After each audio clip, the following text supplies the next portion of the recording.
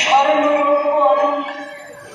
বিদ্রোহী কবি নজরুল নারীকে শৃঙ্খল থেকে বেরিয়ে আসতে আহ্বান জানালেন তার কবিতা।